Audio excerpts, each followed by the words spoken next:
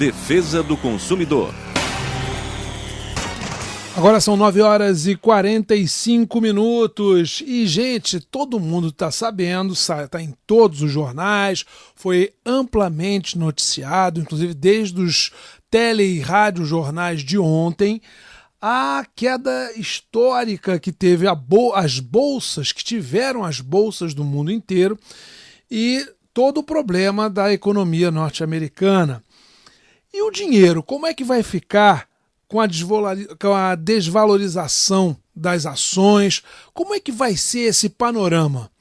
Para isso nós vamos conversar agora com o nosso companheiro, professor da Universidade Cândido Mendes e membro do PROCON, Jorge Tardan. Muito bom dia, Tardan. Bom dia, Mauri. Como é que você está? Tudo bem? A situação caótica, né? As bolsas estão aí derretendo. Essa é uma expressão que a gente não tem outra, né? As bolsas estão derretendo. É verdade. E como é que fica a situação do pequeno investidor ou do investidor médio que, de alguma forma, tem que...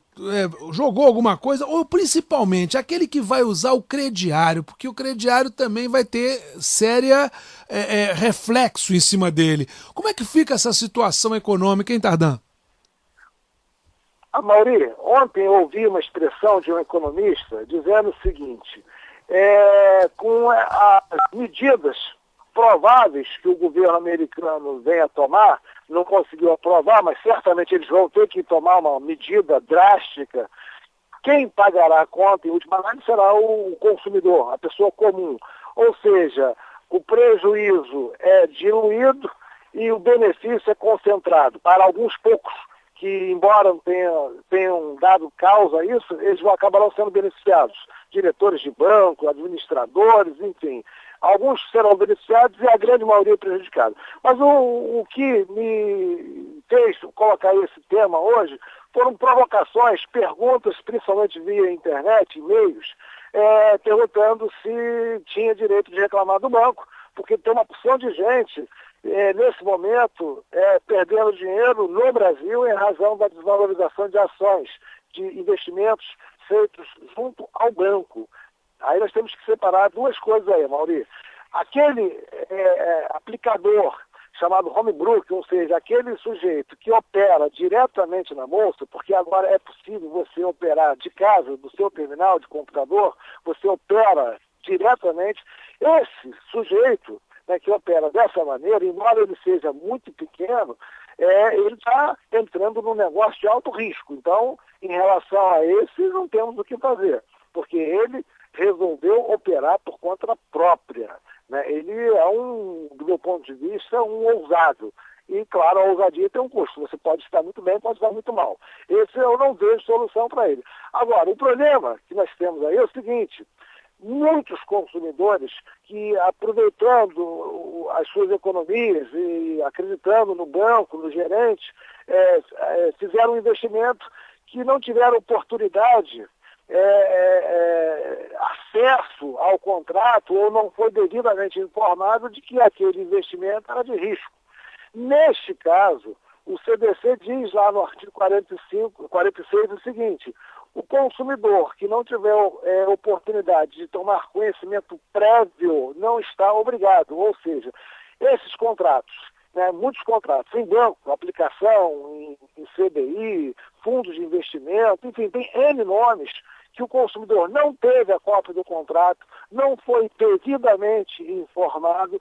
Me parece que dá para responsabilizar o banco, muito embora aquele investimento de fato seja de risco, mas o problema o consumidor não foi devidamente informado. Nós chamamos isso de falha na informação, defeito de informação, ou seja, um defeito bastante grave, porque nós vivemos o tempo da informação, na sociedade da informação, e esse consumidor, acreditando no gerente, que o seu dinheiro, o seu recurso foi aplicado no investimento de risco e nesse momento está perdendo dinheiro, esse consumidor poderia reclamar do banco por falta de informação. Agora, neste caso, quem tem que demonstrar que de fato não foi devidamente informado é o correntista, ou seja, o consumidor.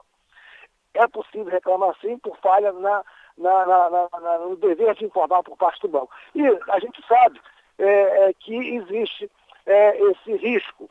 Eu, por exemplo, me lembro, e aí eu vou me colocar como um caso, que entrei num fundo, né, de previdência, e mesmo eu, que sou professor dessa disciplina, me deparei com a seguinte situação: a minha aplicação, vou chutar aqui, R$500. Então, eu estou imaginando que estou aplicando R$500 para o fundo, ou seja, quando da minha aposentadoria eu teria o benefício em cima daquele investimento que eu fiz de R$500 mês.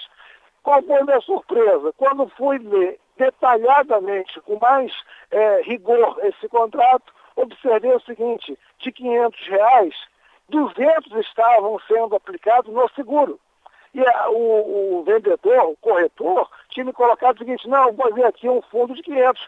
Ou seja, eu acreditava em 500 e efetivamente o que estava sendo revestido para o fundo era 300. Se isso aconteceu comigo, evidentemente eu reverti essa situação. Imagina quantas falhas, né? Quantas vezes o pequeno investidor, o pequeno aplicador é levado àquele investimento porque acreditou no gerente, porque acreditou no corretor. E se ele, investidor, pequeno aplicador de recursos, consegue demonstrar que foi ludibriado, induzido, efetivamente ele tem direito de reclamar.